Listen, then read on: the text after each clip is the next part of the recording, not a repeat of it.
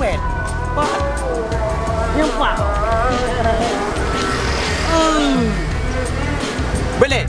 Tapi kan menurut sudah ahli gerai jemun, si barang kasar yang kemai yang kon hak je, maka bi balik juga.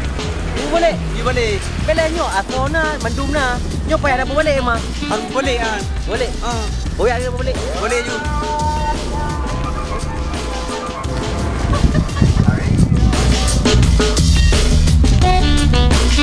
Sobat Millennials, edisi pekan ini kamu akan diajak untuk mengenal lebih dekat sosok selebgram Aceh.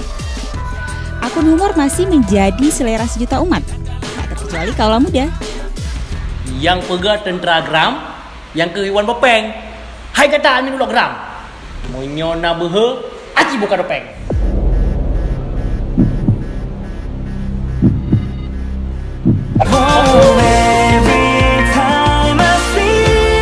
Nama Teku Mail dan Hadi Ramid mewakili selebgram Aceh yang mendulang popularitas lewat aksi kocak video dubbing dan parodi.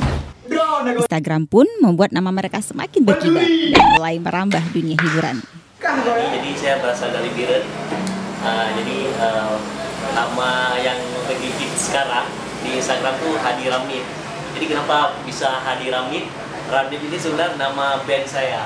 Nama band jadi dulunya pada 2011 awal-awalnya kuliah kemari.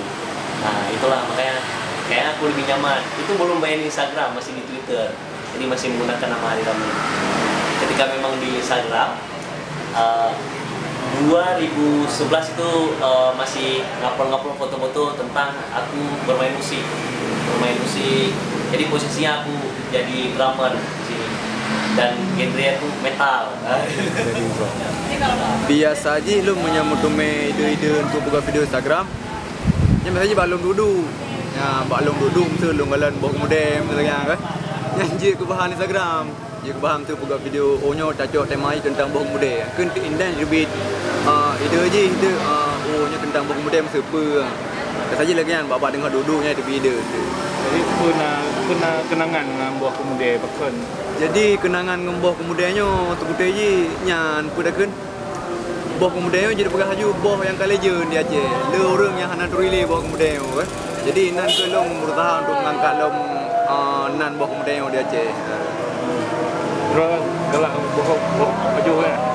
Punya baju buah kemudian. Hang galak kan. Sebab anam ngayu memang.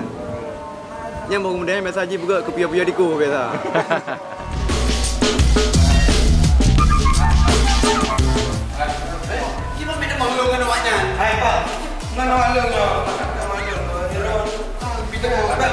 Nah, Sobat Millennials, itulah nama-nama yang berkibar lewat aksi parodi dan dubbing di Instagram. Semoga menghibur. Dari Banda Aceh, tim Millennial, Serambi On TV. Yan, bagi rakan-rakan pelali pencinta buku muda dimanapun dah gelam baca hari ini. Jadi kita beduk be malay-malay dah bahasa Aceh. Yan bahasa yang datu tu, nya identitas kita yang orang Aceh. Be asal katro kota raya ka kek na luke pelali kek nilah kek tulah. Anjir lagi apa ni anjir lagi bahasa Aceh harus junjung tinggi. Kita orang Aceh harus bangga je guru Aceh.